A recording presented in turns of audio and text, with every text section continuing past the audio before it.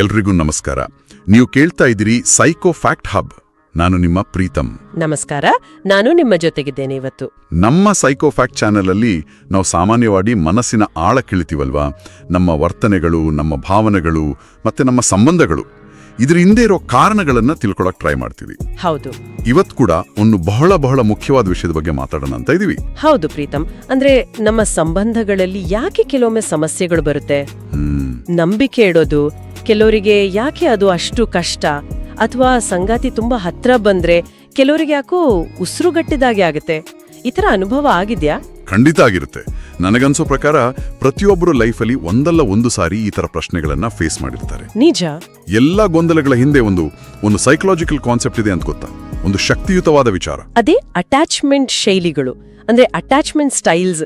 ಇದು ನಮ್ಮ ಸಂಬಂಧಗಳ ಒಂದು ರೀತಿ ಸೀಕ್ರೆಟ್ ಅನ್ನೇ ಬಿಚ್ಚಿಡುತ್ತೆ ಅನ್ಬೋದು. ಇವತ್ತಿನ ನಮ್ಮ ಈ ಒಂದು ಆಳವಾದ ಚರ್ಚೆಯಲ್ಲಿ ನಾವು ಈ ಅಟ್ಯಾಚ್ಮೆಂಟ್ ಶೈಲಿಗಳು ಅಂದ್ರೆ ಏನು, ಮುಖ್ಯವಾಗಿ 4 ಶೈಲಿಗಳು ಯಾವುವು, ಅವು ನಮ್ಮ ರಿಲೇಶನ್ಶಿಪ್ಸ್ ಮೇಲೆ ಹೇಗೆಲ್ಲ ಪರಿಣಾಮ ಬೀರುತ್ತೆ, ಮತ್ತೆ ಎಲ್ಲಕ್ಕಿಂತ ಮುಖ್ಯವಾಗಿ ನಮ್ಮ ಶೈಲಿ ಯಾವುದು ಅಂತ ಕಂಡಿಡಿಯೋದು ಹೇಗೆ. ಹೌದು, ಮತ್ತೆ ಅದನ್ನ ಅಂದ್ರೆ ನೆಗೆಟಿವ್ ಇದ್ರೆ ಆರೋಗ್ಯಕರವಾಗಿ ಬದಲಾಯಿಸೋದು ಹೇಗೆ, ಇದ್ರ ಬಗ್ಗೆ ಮಾತಾಡೋಣ. ಖಂಡಿತ. ಇದು ಸುಮ್ನೆ ಥಿಯೋರಿ ಅಲ್ಲ, ಇದು ನಮ್ಮೆಲ್ಲರ ಡೈಲಿ ಲೈಫ್ಗೆ, ನಮ್ಮ ಸಂಬಂಧಗಳಿಗೆ ಡೈರೆಕ್ಟ್ ಆಗಿ ಕನೆಕ್ಟ್ ಆಗಿರೋ ವಿಷಯ.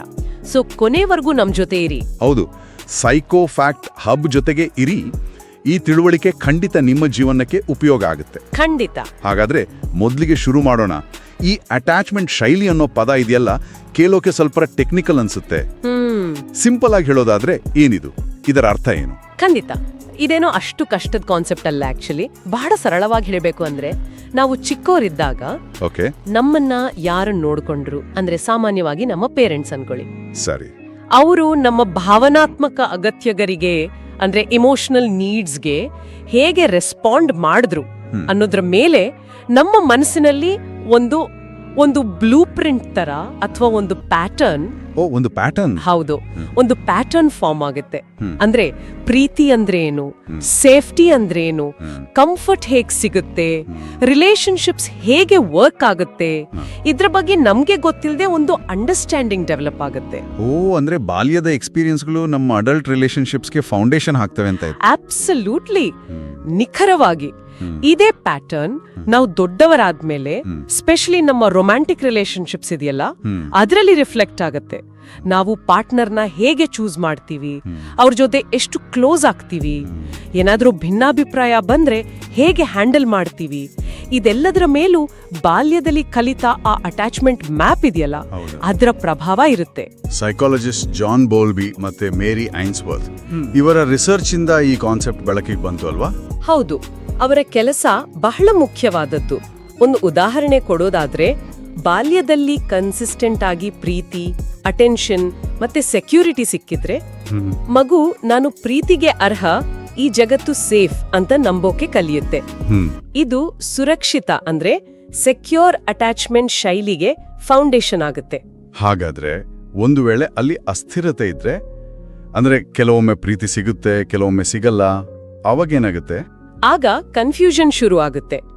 ಮಗುಗೆ ತನ್ನ ಅಗತ್ಯಗಳು ಪೂರೈಕೆ ಆಗುತ್ತೋ ಇಲ್ವೋ ಅನ್ನೋ ಅನ್ಸರ್ಟೆನಿಟಿ ಕಾಡುತ್ತೆ. ಇದು ಆತಂಕದ ಅಂದ್ರೆ ಆಂಕ್ಷಿಯಸ್ ಅಟ್ಯಾಚ್ಮೆಂಟ್ ಶೈಲಿಗೆ ಕಾರಣ ಆಗಬಹುದು. ಅಲ್ಲಿ ಏನಾಗುತ್ತೆ ಅಂದ್ರೆ, ವ್ಯಕ್ತಿ ಯಾವಾಗ್ಲೂ ನನ್ನನ್ನ ಬಿಟ್ಟು ಹೋಗ್ತಾರೇನೋ ಅನ್ನೋ ಭಯದಲ್ಲೇ ಇರ್ತಾರೆ. ಅಥವಾ ಮಗುವಿನ ಎಮೋಷನಲ್ ನೀಡ್ಸ್ ಅನ್ನ ಸತತವಾಗಿ ನೆಗ್ಲೆಕ್ಟ್ ಮಾಡಿದ್ರೆ ಅಥವಾ ರಿಜೆಕ್ಟ್ ಮಾಡಿದ್ರೆ, ಮಗು ನನ್ನ ಫೀಲಿಂಗ್ಸ್ಗೆ ವ್ಯಾಲ್ಯೂ ಇಲ್ಲ, ಹತ್ರ ಹೋದ್ರೆ ನೋವಾಗುತ್ತೆ ಅಂತ ಕಲ್ತ್ಕೊಂಡು ಎಮೋಷನಲಿ ದೂರ ಸರಿಯೋಕ್ ಶುರು ಮಾಡುತ್ತೆ. ಇದು ತಪ್ಪಿಸಿಕೊಳ್ಳುವ ಅಂದ್ರೆ ಅವಾಯ್ಡೆನ್ಸ್ ಶೈಲಿಗೆ ದಾರಿ ಮಾಡಿಕೊಡಬಹುದು. ಇಲ್ಲಿ ಒಂದು ಪಾಯಿಂಟ್ ನ ಕ್ಲಾರಿಫೈ ಮಾಡಬೇಕು ಅನ್ಸುತ್ತೆ. ಇದು ನಮ್ಮ ಪರ್ಸನಾಲಿಟಿ ಅಲ್ಲ, ಸರಿ? ಅಂದ್ರೆ ನಾನು ಹುಟ್ಟಿದಾಗಿಂದ ಹೀಗೆ ಅನ್ನೋ ತರ ಅಲ್ಲ. ಖಂಡಿತವಾಗಿಯೂ ಇಲ್ಲ. ಇದು ಬಹಳ ಇಂಪಾರ್ಟೆಂಟ್ ಪಾಯಿಂಟ್. ಅಟ್ಯಾಚ್ಮೆಂಟ್ ಶೈಲಿ ಅನ್ನೋದು ನಾವು ಕಲಿತ ವರ್ತನೆ, ಲರ್ನ್ಡ್ ಬಿಹೇವಿಯರ್. ನಮ್ಮ ಬ್ರೈನ್ ಇದೆಯಲ್ಲ, ಅದು ಬಾಲ್ಯದಲ್ಲಿ ಆ ಪರಿಸ್ಥಿತಿಗೆ ಅಡಾಪ್ಟ್ ಆಗೋಕೆ, ಒಂದು ರೀತಿ ಬಿಹೇವ್ ಮಾಡೋಕೆ ಕಲಿಯುತ್ತೆ. ನಾವು ದೊಡ್ಡವರಾದಾಗ ಅದೇ ಹಳೆ ಟೆಕ್ನಿಕ್ಗಳನ್ನ ಕೆಲವೊಮ್ಮೆ ಅವು ಈಗ ಯೂಸ್ಗೆ ಬರ್ದಿದ್ರೂ ಕೂಡ ನಮಗೆ ಗೊತ್ತಿಲ್ಲದೆ ಬಳಸ್ತಾ ಇರ್ತೀವಿ. ಇದರ ಅರ್ಥ ಏನ್ ಗೊತ್ತಾ? ಇದನ್ನ ಬದಲಾಯಿಸಬಹುದು. ಎಕ್ಸಾಕ್ಟ್ಲಿ. ಕಲಿತದ್ದನ್ನ ರೀಲರ್ನ್ ಮಾಡಬಹುದು. ಆರೋಗ್ಯಕರ ಸಂಬಂಧಗಳನ್ನು ಹೊಂದುವ ಹೊಸ ವಿಧಾನಗಳನ್ನ ಕಲಿಯೋಕೆ ಖಂಡಿತ ಸಾಧ್ಯ ಇದೆ. ಸರಿ, ಈ ಒಂದು ಭರವಸೆಯೊಂದಿಗೆ ಆ 4 ಮುಖ್ಯ ಅಟ್ಯಾಚ್ಮೆಂಟ್ ಶೈಲಿಗಳು ಯಾವುವು ಅಂತ ಸ್ವಲ್ಪ ಡೀಟೇಲ್ ಆಗಿ ನೋಡೋಣ. ನೀವು ಹೇಳಿದ್ರಿ ಸುರಕ್ಷಿತ, ಆತಂಕ, ತಪ್ಪಿಸಿಕೊಳ್ಳುವ ಮತ್ತು ಅಸ್ತವ್ಯಸ್ತ. ಹೌದು, ಸೈಕಾಲಜಿಯಲ್ಲಿ ಸಾಮಾನ್ಯವಾಗಿ ಈ 4 ಮೇಜರ್ ಸ್ಟೈಲ್ಸ್ನ ಗುರುತಿಸ್ತಾರೆ. 1 ಸುರಕ್ಷಿತ ಅಟ್ಯಾಚ್ಮೆಂಟ್, ಸೆಕ್ಯೂರ್ ಅಟ್ಯಾಚ್ಮೆಂಟ್. ಇದು ಇಮೋಷನಲಿ ಹೆಲ್ದಿ ಮತ್ತೆ ಬ್ಯಾಲೆನ್ಸ್ಡ್ ಸ್ಟೈಲ್.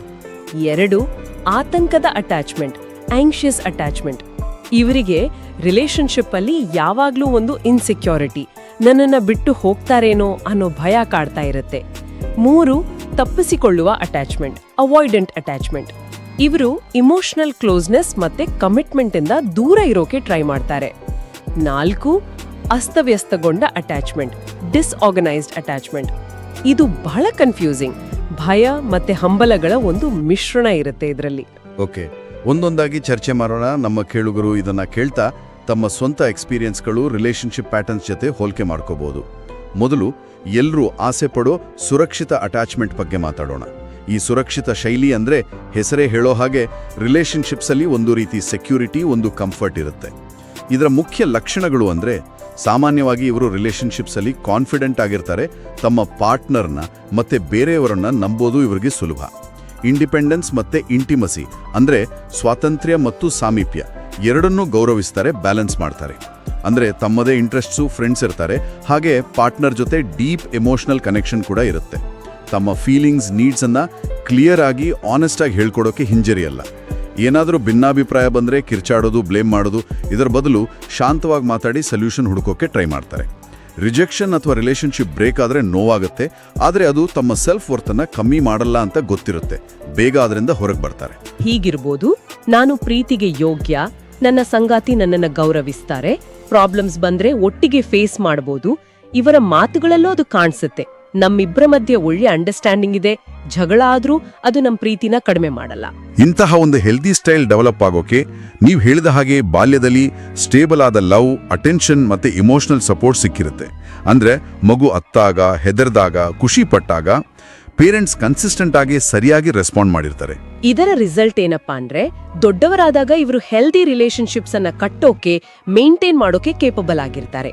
ರಿಸರ್ಚ್ ಪ್ರಕಾರ ಪಾಪ್ಯುಲೇಷನ್ ಅಲ್ಲಿ ಸುಮಾರು 50-60% ಜನರಲ್ಲಿ ಈ ಸೆಕ್ಯೂರ್ ಸ್ಟೈಲ್ ಇರುತ್ತೆ. ಆದ್ರೆ ಇದರ್ಥ ಮಿಕ್ಕಿದವರು ಅನ್ಹೆಲ್ದಿ ಅಂತಲ್ಲ. ಅವರ ಸ್ಟೈಲ್ ಬೇರೆ ಇರುತ್ತೆ, ಅದರದ್ದೇ ಆದ ಚಾಲೆಂಜಸ್ ಇರುತ್ತೆ. ಇದು ಕೇಳೋಕೆ ಆಶಾದಾಯಕವಾಗಿದೆ. ಈಗ ಎರಡನೇ ಶೈಲಿ, ಆತಂಕದ ಅಟ್ಯಾಚ್ಮೆಂಟ್ ಕಡೆಗೆ ಹೋಗೋಣ. ಇದರ ಬಗ್ಗೆ ನಮ್ಮ ಸೈಕೋ ಫ್ಯಾಕ್ಟ್ ಹಬ್ನಲ್ಲೂ ಸಾಕಷ್ಟು ಪ್ರಶ್ನೆಗಳು ಬರ್ತಾ ಇರುತ್ತೆ. ಆಂಕ್ಷಿಯಸ್ ಅಟ್ಯಾಚ್ಮೆಂಟ್, ಇದನ್ನ ಕೆಲವೊಮ್ಮೆ ಪ್ರಿಯಾಕ್ಯುಪೈಡ್ ಅಟ್ಯಾಚ್ಮೆಂಟ್ ಅಂತಾನೂ ಕರೀತಾರೆ. ಈ ಸ್ಟೈಲ್ ಇರೋರಿಗೆ ತಮ್ಮ ಪಾರ್ಟ್ನರ್ ಕಡೆಯಿಂದ ಕಂಟಿನ್ಯೂಸ್ ಆಗಿ ವ್ಯಾಲಿಡೇಷನ್, ನೀನು ಮುಖ್ಯ, ನಾನು ನಿನ್ನನ್ನು ಲವ್ ಮಾಡ್ತೀನಿ, ಮತ್ತೆ ರಿಯಶ್ಯೂರೆನ್ಸ್ ಬೇಕಾಗ್ತಾನೇ ಇರುತ್ತೆ. ಇವರ ಕೆಲವು ಮುಖ್ಯ ಲಕ್ಷಣಗಳು: ಪರಿತ್ಯಾಗದ ತೀವ್ರ ಭಯ, ನನ್ನ ಪಾರ್ಟ್ನರ್ ನನ್ನನ್ನು ಬಿಟ್ಟೋಗ್ಬಿಡ್ತಾರೇನೋ ಅನ್ನೋ ಆತಂಕ ಇವರ ಮನಸ್ಸಲ್ಲಿ ಸದಾ ಇರುತ್ತೆ. ಅತಿಯಾದ ಅವಲಂಬನೆ, ತಮ್ಮ ಖುಷಿಗೆ, ತಮ್ಮ ಸೆಲ್ಫ್ ಎಸ್ಟೀಮ್ಗೆ ಪಾರ್ಟ್ನರ್ ಮೇಲೆ ತುಂಬಾ ಡಿಪೆಂಡ್ ಆಗಿರ್ತಾರೆ. ಅಸೂಯೆ ಮತ್ತು ಒಡೆತನ, ಪಾರ್ಟ್ನರ್ ಗಮನ ಬೇರೆ ಕಡೆ ಹೋದ್ರೆ ಅಥವಾ ಬೇರೆಯವರ ಜೊತೆ ಮಾತಾಡಿದ್ರೆ ಇವರಿಗೆ ತೀವ್ರ ಜೆಲಸಿ ಅಥವಾ ಇನ್ಸೆಕ್ಯೂರಿಟಿ ಫೀಲ್ ಆಗ್ಬೋದು. ನಿರಂತರ ಸಂಪರ್ಕದ ಅಗತ್ಯ, ಪಾರ್ಟ್ನರ್ ಕಡೆಯಿಂದ ಪದೇ ಪದೇ ಮೆಸೇಜ್, ಕಾಲ್ ಎಕ್ಸ್ಪೆಕ್ಟ್ ಮಾಡೋದು, ಅವರು ಎಲ್ಲಿದ್ದಾರೆ, ಏನ್ ಮಾಡ್ತಿದ್ದಾರೆ ಅಂತ ತಿಳ್ಕೊಳ್ಳೋ ಕುತೂಹಲ. ಕಡಿಮೆ ಸ್ವಾಭಿಮಾನ, ರಿಲೇಶನ್ಶಿಪ್ ಅಲ್ಲಿ ತಮ್ಮ ವ್ಯಾಲ್ಯೂ ಬಗ್ಗೆನೇ ಡೌಟ್ ಇರುತ್ತೆ. ಇತರರನ್ನು ಮೆಚ್ಚಿಸುವ ಪ್ರಯತ್ನ, ಪಾರ್ಟ್ನರ್ನ ಕಳ್ಕೊಳ್ಳೋ ಭಯದಿಂದ ಅವರ ಎಲ್ಲಾ ಇಷ್ಟಗಳಿಗೂ ಎಸ್ ಅನ್ನೋ ಟೆಂಡೆನ್ಸಿ. ಅತಿಯಾದ ಯೋಚನೆ, ಪಾರ್ಟ್ನರ್ನ ಚಿಕ್ಕ ವರ್ತನೆ ಅಥವಾ ಮಾತನ್ನ ಕೂಡ ಓವರ್ ಅನಲೈಸ್ ಮಾಡಿ ನೆಗೆಟಿವ್ ಆಗಿ ಅರ್ಥೈಸ್ಕೊಳ್ಳೋದು. ಇದು ಕೇಳಕ್ಕೆ ತುಂಬಾ ಕಷ್ಟದ ಎಕ್ಸ್ಪೀರಿಯನ್ಸ್ ಅನ್ಸುತ್ತೆ. ಇವರ ಮನಸ್ಸಿನೊಳಗೆ ನಡೀತಿರೋ ಮಾತುಕತೆ ಬಹುಶಃ ಹೀಗಿರ್ಬೋದಾ? ಅವರು ನನ್ನ ಮೆಸೇಜ್ ನೋಡಿದ್ರು, ಯಾಕೆ ರಿಪ್ಲೈ ಮಾಡಿಲ್ಲ, ಅವ್ರಿಗೆ ಬೇಜಾರಾಯ್ತಾ, ಅಥವಾ ಬೇರೆ ಯಾರಾದ್ರೂ ಇಂಪಾರ್ಟೆಂಟ್ ಆದ್ರಾ, ನಾನೇನಾದ್ರೂ ತಪ್ಪು ಹೇಳ್ದ್ನಾ? ಹೌದು, ನಿಖರವಾಗಿ. ಅಥವಾ ಪಾರ್ಟ್ನರ್ ಸ್ವಲ್ಪ ಸ್ಪೇಸ್ ಕೇಳಿದ್ರೆ ಇವರಿಗೆ ಅಯ್ಯೋ ಅವರು ನನ್ನಿಂದ ದೂರ ಹೋಗ್ತಿದ್ದಾರೆ ಅನ್ನೋ ಭಯ ಶುರುವಾಗ್ಬೋದು. ಇವರ ಬಾಲ್ಯದ ಬ್ಯಾಕ್ಗ್ರೌಂಡ್ ಸಾಮಾನ್ಯವಾಗಿ ಇನ್ಕನ್ಸಿಸ್ಟೆಂಟ್ ಆಗಿರುತ್ತೆ. ಅಂದ್ರೆ ಪೇರೆಂಟ್ಸ್ ಕೆಲವೊಮ್ಮೆ ತುಂಬಾ ಪ್ರೀತಿಯಿಂದ ಅಟೆನ್ಷನ್ ಕೊಟ್ಟು ನೋಡ್ಕೊಂಡಿರ್ತಾರೆ, ಆದ್ರೆ ಇನ್ನೂ ಕೆಲವೊಮ್ಮೆ ಇಮೋಷನಲಿ ಡಿಸ್ಟೆಂಟ್ ಆಗಿರ್ತಾರೆ ಅಥವಾ ತಮ್ಮದೇ ಪ್ರಾಬ್ಲಮ್ಸ್ ಅಲ್ಲಿ ಮುಳುಗಿರ್ತಾರೆ.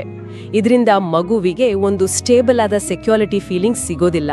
ಪ್ರೀತಿ ಸಿಗುತ್ತೋ ಇಲ್ವೋ ಅನ್ನೋ ಕನ್ಫ್ಯೂಷನ್ ಅಲ್ಲೇ ಬೆಳೀತಾರೆ. ನಾವು ಮೂವೀಸ್ ಅಲ್ಲಿ ನೋಡ್ತೀವಲ್ಲ, ಕೆಲವು ಕ್ಲಿಂಗಿ ಅಥವಾ ತುಂಬಾ ಅಂಟಿಕೊಳ್ಳೋ ಕ್ಯಾರೆಕ್ಟರ್ಸ್ ಬಹುಶಃ ಈ ಸ್ಟೈಲ್ ಅನ್ನ ರಿಫ್ಲೆಕ್ಟ್ ಮಾಡ್ತವೆ. ರಿಲೇಶನ್ಶಿಪ್ಸಲ್ಲಿ ಇವರು ಸದಾ ಪಾರ್ಟ್ನರ್ನ ಅಟೆನ್ಷನ್ ಲವ್ಗೋಸ್ಕರ ಹಂಬಲಿಸ್ತಾರೆ. ಕೆಲವೊಮ್ಮೆ ಈ ಹಂಬಲವೇ ಪಾರ್ಟ್ನರ್ಗೆ ಉಸಿರುಗಟ್ಟಿದಾಗೆ ಮಾಡ್ಬೋದು. ರಿಲೇಶನ್ಶಿಪ್ಸಿಂದಲೂ ಹೊರಗೆ ಬರಕ್ ಕಷ್ಟಪಡ್ತಾರೆ. ಹೌದು, ಒಂದು ಕಾಮನ್ ಸೈನ್ ಅಂದ್ರೆ ಪಾರ್ಟ್ನರ್ ಕಡೆಯಿಂದ ಎಕ್ಸ್ಪೆಕ್ಟೆಡ್ ಟೈಮಲ್ಲಿ ರೆಸ್ಪಾನ್ಸ್ ಬರ್ಲಿಲ್ಲ ಅಂದ್ರೆ ತೀವ್ರವಾಗಿ ಪ್ಯಾನಿಕ್ ಆಗೋದು. ಇದು ಅವ್ರ ತಪ್ಪಲ್ಲ, ಅದು ಬಾಲ್ಯದಲ್ಲಿ ಕಲಿತ ಒಂದು ಇನ್ಸೆಕ್ಯೂರಿಟಿಯ ರಿಯಾಕ್ಷನ್. ಪಾಪ್ಯುಲೇಷನ್ ಅಲ್ಲಿ ಸುಮಾರು 15ರಿಂದ 20% ಜನ ಈ ಸ್ಟೈಲ್ ಹೊಂದಿರ್ಬೋದು ಅಂತ ಅಂದಾಜು. ಸೈಕೋಫ್ಯಾಕ್ಟ್ ಹಬ್ನಲ್ಲಿ ನಾವು ಈ ಥರದ ಆತಂಕ, ಇನ್ಸೆಕ್ಯೂರಿಟಿಯ ಸೈಕಾಲಜಿಯನ್ನ ಅರ್ಥ ಮಾಡ್ಕೊಳ್ಳಕ್ಕೆ ಹೆಲ್ಪ್ ಮಾಡ್ತೀವಿ. ಇದು ಬಹಳ ಸೆನ್ಸಿಟಿವ್ ಆದ ವಿಷಯ. ಈಗ 3ನೇ ಸ್ಟೈಲ್ಗೆ ಹೋಗೋಣ. ಇದಕ್ಕೆ ಸ್ವಲ್ಪ ಆಪೋಸಿಟ್ ಥರ ಕಾಣಿಸ್ಬೋದು. ತಪ್ಪಿಸಿಕೊಳ್ಳುವ ಅಟ್ಯಾಚ್ಮೆಂಟ್, ಅವಾಯ್ಡೆಂಟ್ ಅಟ್ಯಾಚ್ಮೆಂಟ್.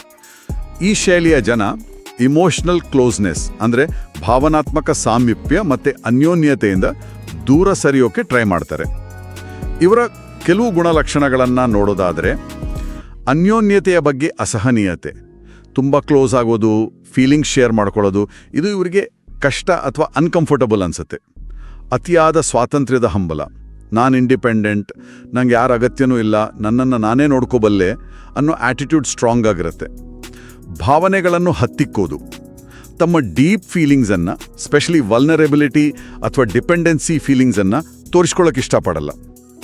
ಬದ್ಧತೆಯ ಸಮಸ್ಯೆಗಳು, ಕಮಿಟ್ಮೆಂಟ್ ಇಶ್ಯೂಸ್, ಸೀರಿಯಸ್ ರಿಲೇಷನ್ಶಿಪ್ಸ್ಗೆ, ಮದುವೆಗೆ ಅಥವಾ ಲಾಂಗ್ ಟರ್ಮ್ ಕಮಿಟ್ಮೆಂಟ್ಗೆ ಹೆದರ್ಬೋದು ಅಥವಾ ಹಿಂಜರಿಬೋದು. ಅಂತರ ಕಾಯ್ದುಕೊಳ್ಳೋದು, ಇಮೋಷನಲಿ ಮಾತ್ರ ಅಲ್ಲ, ಕೆಲವೊಮ್ಮೆ ಫಿಸಿಕಲಿ ಕೂಡ ಪಾರ್ಟ್ನರಿಂದ ಡಿಸ್ಟೆನ್ಸ್ ಮೇಂಟೈನ್ ಮಾಡ್ತಾರೆ. ಸಂಬಂಧ ಗಂಭೀರವಾದಾಗ ಪಲಾಯನ, ರಿಲೇಷನ್ಶಿಪ್ ಇಂಟೆನ್ಸ್ ಆದ ಹಾಗೆ ಅಥವಾ ಪಾರ್ಟ್ನರ್ ಹೆಚ್ಚು ಇಮೋಷನಲ್ ಸಪೋರ್ಟ್ ಎಕ್ಸ್ಪೆಕ್ಟ್ ಮಾಡಿದಾಗ ಇವರು ದೂರ ಸರಿಯೋಕೆ ಅಥವಾ ರಿಲೇಷನ್ಶಿಪ್ಪನ್ನೇ ಬ್ರೇಕ್ ಮಾಡೋಕೆ ಟ್ರೈ ಮಾಡ್ಬೋದು. ಸ್ಪೇಸ್ ಬೇಕೆನ್ನುವುದು, ತಮ್ಮ ಪರ್ಸನಲ್ ಟೈಮ್ ಮತ್ತೆ ಡಿಸ್ಟೆನ್ಸ್ಗೆ ಹೆಚ್ಚು ಇಂಪಾರ್ಟೆನ್ಸ್ ಕೊಡ್ತಾರೆ. ಹೌದು, ಇವರ ಒಂದು ಇನ್ನರ್ ಫೀಲಿಂಗ್ ಹೀಗಿರಬಹುದು. ಫೀಲಿಂಗ್ಸ್ ಎಲ್ಲ ಕನ್ಫ್ಯೂಸಿಂಗ್, ಅದರಿಂದ ದೂರ ಇದ್ರೆ ನಾನು ಸೇಫ್.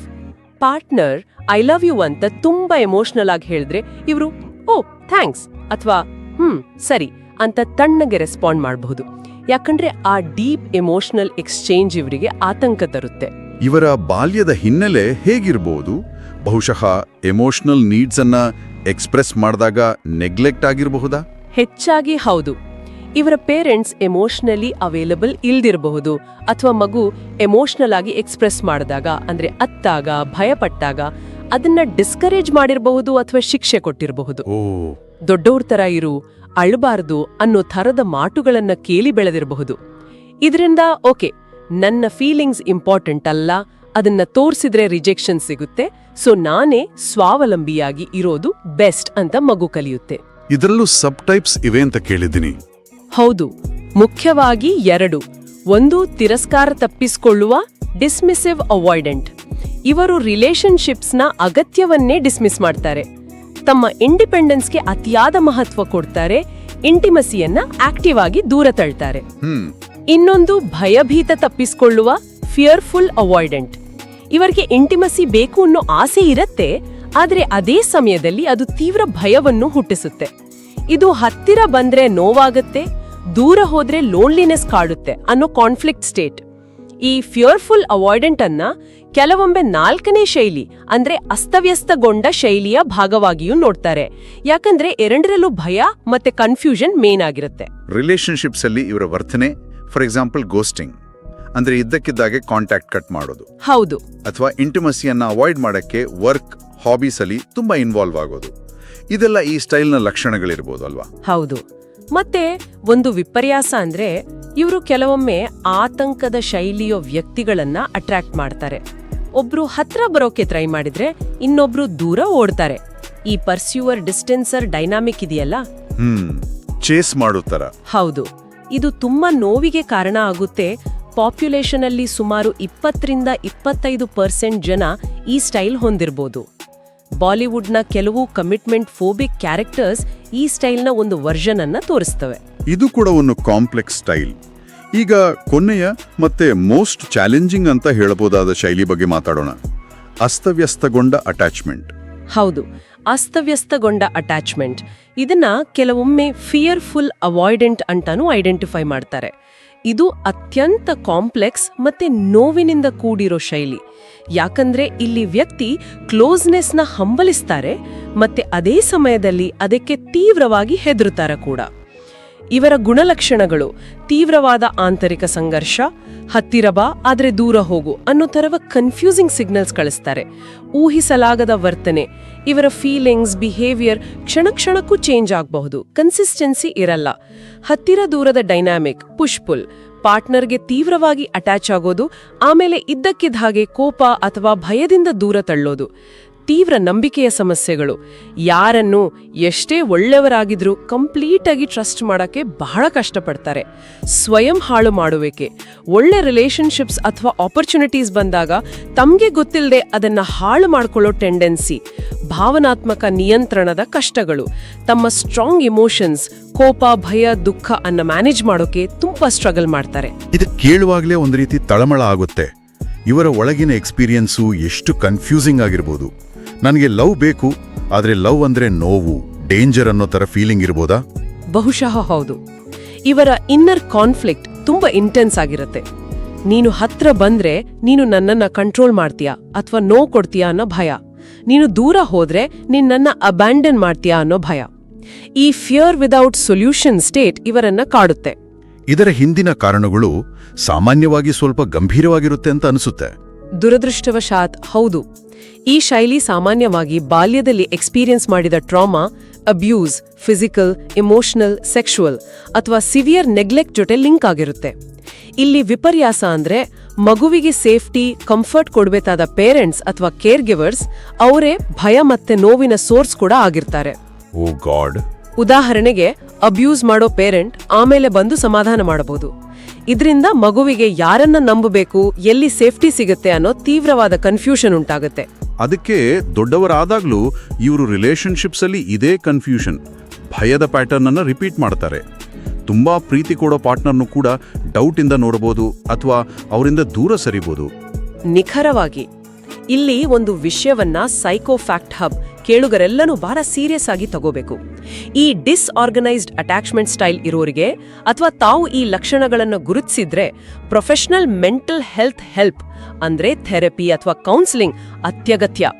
ಇದರ ರೂಟ್ ಡೀಪ್ ಟ್ರಾಮಾದಲ್ಲಿರೋದ್ರಿಂದ ಬರೀ ಸೆಲ್ಫ್ ಹೆಲ್ಪ್ ಬುಕ್ಸ್ ಅಥವಾ ವಿಡಿಯೋಸ್ ಇಂದ ಕಂಪ್ಲೀಟ್ ಆಗಿ ಹೊರಗೆ ಬರೋದು ಕಷ್ಟ. ಒಬ್ಬ ಒಳ್ಳೆ ಟ್ರೈನ್ಡ್ ಥೆರಪಿಸ್ಟ್ ಮಾತ್ರ ಈ ಆಳವಾದ ಗಾಯಗಳನ್ನ ಹೀಲ್ ಮಾಡಕ್ ಹೆಲ್ಪ್ ಮಾಡಬಲ್ಲರು. ಪಾಪ್ಯುಲೇಷನ್ ಅಲ್ಲಿ ಕಂಪ್ಯಾರಿಟಿವ್ಲಿ ಕಡಿಮೆ, ಸುಮಾರು 5-10% ಜನ ಈ ಸ್ಟೈಲ್ ಹೊಂದಿರಬಹುದು. ಕೇಳುಗರು ತಮ್ಮ ಸ್ಟೈಲ್ ಯಾವುದು ಅಂತ ಒಂದು ಅಂದಾಜು ಮಾಡ್ಕೊಳ್ಳೋಕೆ ಕೆಲವು ಟಿಪ್ಸ್ ಕೊಡೋಣವಾ? ಸರಿ, ನಾವೀಗ 4 ಮುಖ್ಯ ಅಟ್ಯಾಚ್ಮೆಂಟ್ ಶೈಲಿಗಳ ಬಗ್ಗೆ ಮಾತಾಡಿದ್ವಿ. ಈಗ ಕೇಳುಗರು ತಮ್ಮನ್ನ ತಾವು ಸ್ವಲ್ಪ ಬೆಟರ್ ಆಗಿ ಅರ್ಥ ಮಾಡ್ಕೊಳ್ಳೋಕೆ, ತಮ್ಮ ಸ್ಟೈಲ್ ಯಾವುದಿರ್ಬೋದು ಅಂತ ಗೆಸ್ ಮಾಡೋಕೆ ಟ್ರೈ ಮಾಡೋಣ. ಇದು ಒಂದು ಫೈನಲ್ ಡಯಾಗ್ನೋಸಿಸ್ ಅಲ್ಲ, ಬಟ್ ಸೆಲ್ಫ್ ಅವೇರ್ನೆಸ್ಗೆ ಒಂದು ಟೂಲ್ ಅಷ್ಟೇ. ನಾನು ಕೆಲವು ಸಿಚುವೇಶನ್ಸ್ ಹೇಳ್ತೀನಿ, ಅದಕ್ಕೆ ನಿಮ್ಮ ನಾರ್ಮಲ್ ರಿಯಾಕ್ಷನ್ ಹೇಗಿರುತ್ತೆ ಅಂತ ಆನೆಸ್ಟ್ ಆಗಿ ಯೋಚನೆ ಮಾಡಿ. Okay, good idea. ಮೊದಲ ಪ್ರಶ್ನೆಗೆ ಹೋಗೋಣ. ಪ್ರಶ್ನೆ 1, ನೀವು ಯಾರ ಜೊತೆನಾದ್ರೂ ಡೇಟ್ ಮಾಡ್ತಾ ಇದ್ದೀರಿ, ರಿಲೇಶನ್ಶಿಪ್ ಸೀರಿಯಸ್ ಆಗ್ತಾ ಇದೆ, ಕಮಿಟ್ಮೆಂಟ್ ಕಡೆಗೆ ಹೋಗ್ತಾ ಇದೆ ಅಂದಾಗ ನಿಮ್ಗೆ ಜನರಲಿ ಹೇಗನ್ಸುತ್ತೆ? ಎ, ಖುಷಿ, ಒಂದ್ ರೀತಿ ಕಂಫರ್ಟ್, ಫ್ಯೂಚರ್ ಬಗ್ಗೆ ಒಂದು ಪಾಸಿಟಿವ್ ಫೀಲಿಂಗ್. ಇದು ಹೆಚ್ಚಾಗಿ ಸುರಕ್ಷಿತ ಶೈಲಿಯ ಲಕ್ಷಣ. ಬಿ, ಖುಷಿ ಇರುತ್ತೆ, ಆದ್ರೆ ಜೊತೆಗೆ ಇವರು ನಿಜವಾಗ್ಲೂ ನನ್ನನ್ನು ಇಷ್ಟಪಡ್ತಾರಾ, ಇವ್ರು ನನ್ನನ್ನು ಬಿಟ್ಟು ಹೋಗಲ್ಲ ತಾನೇ ಅನ್ನೋ ಒಂದು ಆತಂಕ, ಇನ್ಸೆಕ್ಯೂರಿಟಿ. ಇದು ಹೆಚ್ಚಾಗಿ ಆತಂಕದ ಶೈಲಿಯ ಲಕ್ಷಣ. ಸಿ, ಸ್ವಲ್ಪ ಉಸಿರುಗಟ್ಟಿದ ಹಾಗೆ, ನನ್ನ ಫ್ರೀಡಮ್ ಹೋಗ್ತಾ ಇದೆಯಾ, ಇದು ತುಂಬಾ ಫಾಸ್ಟ್ ಆಗ್ತಾ ಇದೆಯಾ ಅನ್ನೋ ಫೀಲಿಂಗ್, ಸ್ವಲ್ಪ ಡಿಸ್ಟೆನ್ಸ್ ಬೇಕು ಅಂತ ಅನ್ಸೋದು. ಇದು ಹೆಚ್ಚಾಗಿ ತಪ್ಪಿಸ್ಕೊಳ್ಳುವ ಶೈಲಿಯ ಲಕ್ಷಣ. ಡಿ, ತೀವ್ರವಾದ ಕನ್ಫ್ಯೂಷನ್, ಕ್ಲೋಸ್ ಆಗ್ಬೇಕನ್ಸುತ್ತೆ ಆದ್ರೆ ಭಯಾನೂ ಆಗುತ್ತೆ. ಇವತ್ತು ಖುಷಿ, ನಾಳೆ ಭಯ, ಏನ್ ಮಾಡಬೇಕು ಅಂತ ಗೊತ್ತಾಗದೆ ಸ್ಥಿತಿ. ಇದು ಹೆಚ್ಚಾಗಿ ಅಸ್ತವ್ಯಸ್ತಗೊಂಡ ಶೈಲಿಯ ಲಕ್ಷಣ. ಓಕೆ, ಈಗ ಪ್ರಶ್ನೆ 2, ನಿಮ್ಮ ಪಾರ್ಟ್ನರ್ ನೀವು ಎಕ್ಸ್ಪೆಕ್ಟ್ ಮಾಡಿದ ಹಾಗೆ ತಕ್ಷಣ ಮೆಸೇಜ್ಗೆ ರಿಪ್ಲೈ ಮಾಡಿಲ್ಲ ಅಥವಾ ಕಾಲ್ ರಿಸೀವ್ ಮಾಡಿಲ್ಲ, ಕೆಲವು ಗಂಟೆಗಳಾಗಿದೆ. ನಿಮ್ಮ ಫಸ್ಟ್ ರಿಯಾಕ್ಷನ್ ಏನು? ಎ, ಓ ಅವರು ಬ್ಯುಸಿ ಇರಬೇಕು, ಫ್ರೀ ಆದಾಗ ಅವರೇ ಕಾಂಟ್ಯಾಕ್ಟ್ ಮಾಡ್ತಾರೆ, ಇಟ್ಸ್ ಓಕೆ, ಸುರಕ್ಷಿತ. ಬಿ, ಅಯ್ಯೋ ಏನಾಯ್ತೋ ಏನೋ, ನನ್ನ ಮೇಲೆ ಕೋಪನಾ, ಬೇರೆ ಯಾರಾದ್ರೂ ಸಿಕ್ಕಿದ್ರಾ ಅಂತ ಸಿಕ್ಕಾಪಟ್ಟೆ ಟೆನ್ಷನ್, ಪದೇ ಪದೇ ಫೋನ್ ನೋಡೋದು, ವರಿ ಮಾಡೋದು, ಆತಂಕ. ಸಿ, ಅಬ್ಬಾ ಸದ್ಯ ಸ್ವಲ್ಪ ರಿಲೀಫ್, ನನ್ನ ಪಾಡಿಗೆ ನಾನಿರೋಕೆ ಟೈಮ್ ಸಿಕ್ತು, ಅಥವಾ ನಾನು ಬ್ಯುಸಿ ಇದ್ದೀನಿ, ಅವರು ಬ್ಯುಸಿ ಇದ್ದಾರೆ, ಅದರಲ್ಲೇನು ವಿಶೇಷ ಇಲ್ಲ ಅಂತ ಫೀಲ್ ಮಾಡೋದು, ತಪ್ಪಿಸ್ಕೊಳ್ಳುವ. ಡಿ, ಮೊದಲು ಕೋಪ ಬರೋದು, ಯಾಕೆ ಹೀಗ್ ಮಾಡ್ತಾರೆ, ಆಮೇಲೆ ಭಯ, ಅವ್ರಿಗೇನಾದ್ರೂ ಆಯ್ತಾ ಆಮೇಲೆ ಗಿಲ್ಟಿ ಫೀಲಿಂಗ್, ನಾನೇನಾದ್ರೂ ತಪ್ಪು ಮಾಡ್ಬಿಟ್ನಾ. ಒಟ್ಟಾರೆ ಎಮೋಷನ್ಸ್ ಅಲ್ಲಿ ರೋಲರ್ ಕೋಸ್ಟರ್ ರೈಡ್, ಅಸ್ತವ್ಯಸ್ತ.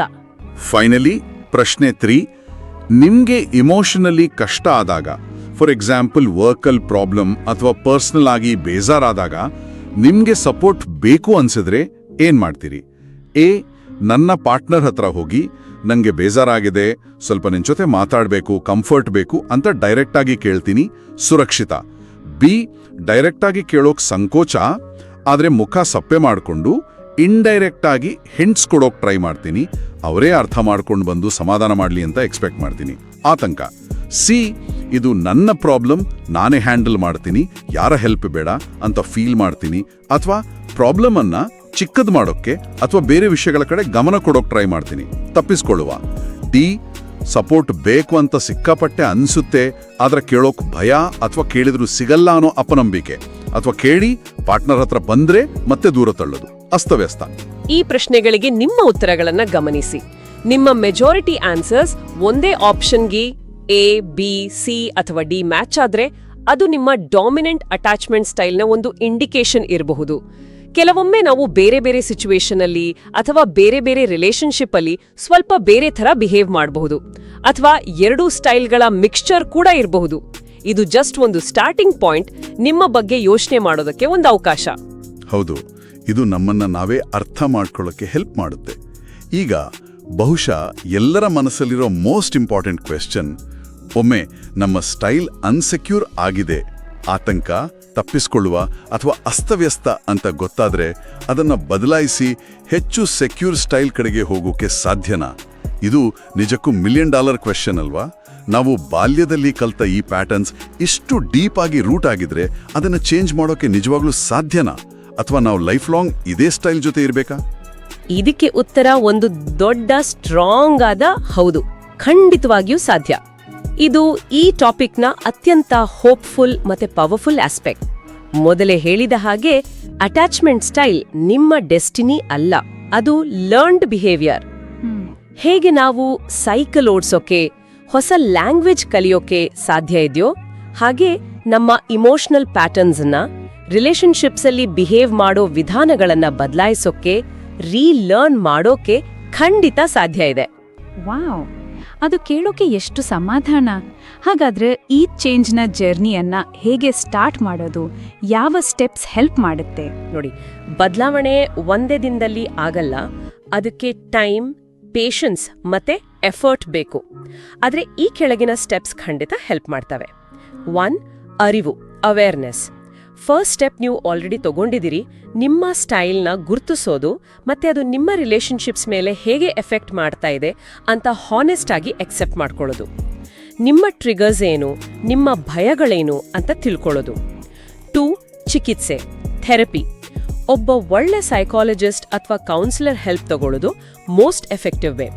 ಅವರು ನಿಮ್ಮ ಪಾಸ್ಟ್ ಎಕ್ಸ್ಪೀರಿಯನ್ಸ್ಗೂ ಈಗಿನ ಬಿಹೇವಿಯರ್ಗೂ ಇರೋ ಲಿಂಕ್ನ ಅರ್ಥ ಮಾಡ್ಕೊಳ್ಳೋಕ್ಕೆ, ನಿಮ್ಮ ಪೇನನ್ನ ಪ್ರಾಸೆಸ್ ಮಾಡೋಕ್ಕೆ ಮತ್ತೆ ಹೊಸ ಹೆಲ್ದಿ ಕೋಪಿಂಗ್ ಸ್ಕಿಲ್ಸ್ ಮತ್ತೆ ಕಮ್ಯುನಿಕೇಷನ್ ಮೆಥಡ್ಸ್ ಅನ್ನ ಕಲಿಯೋಕೆ ಹೆಲ್ಪ್ ಮಾಡ್ತಾರೆ.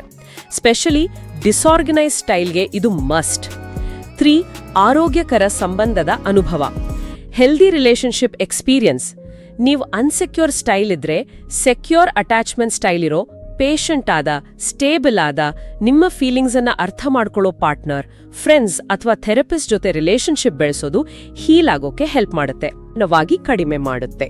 ಇದನ್ನ ಅರ್ನ್ಡ್ ಸೆಕ್ಯೂರಿಟಿ ಅಂತ ಕರೀತಾರೆ. 5, ಸ್ವಯಂ ಕೆಲಸ, ಸೆಲ್ಫ್ ವರ್ಕ್.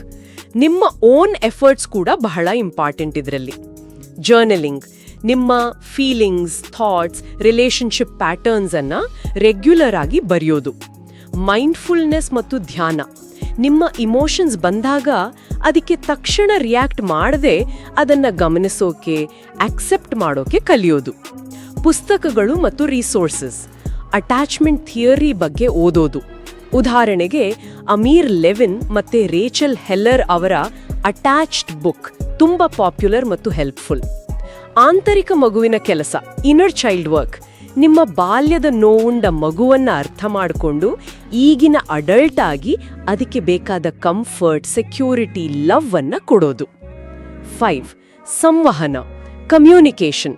ನಿಮ್ಮ ಪಾರ್ಟ್ನರ್ ಜೊತೆ ನಿಮ್ಮ ಅಟ್ಯಾಚ್ಮೆಂಟ್ ಸ್ಟೈಲ್, ನಿಮ್ಮ ಭಯಗಳು, ನಿಮ್ಮ ನೀಡ್ಸ್ ಬಗ್ಗೆ ಓಪನ್ ಆಗಿ ಮಾತಾಡಿ.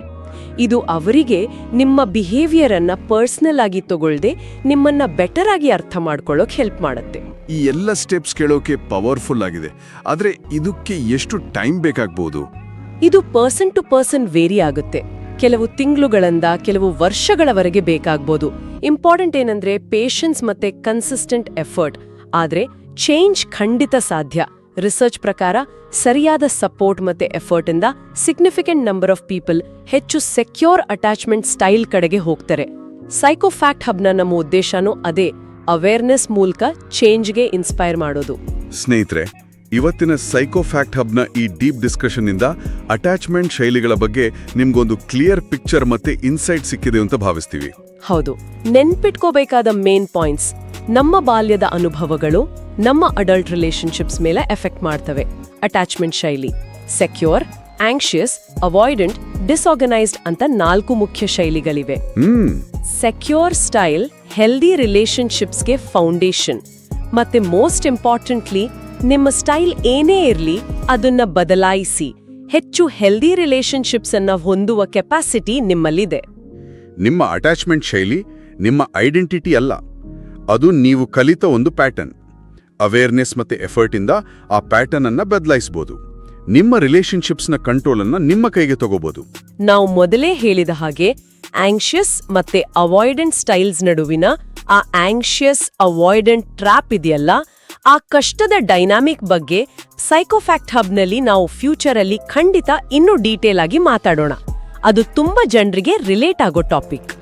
ಖಂಡಿತ. ಹಾಗೇನೆ ನಮ್ಮ ನೆಕ್ಸ್ಟ್ ಡಿಸ್ಕಷನ್ ಪ್ರೀತಿಯ ಭಾಷೆಗಳು, ಲವ್ ಲ್ಯಾಂಗ್ವೇಜಸ್ ಬಗ್ಗೆ ಇರುತ್ತೆ.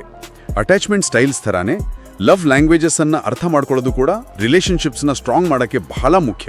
ಸೊ ಅದನ್ನ ಮಿಸ್ ಮಾಡ್ಕೋಬೇಡಿ.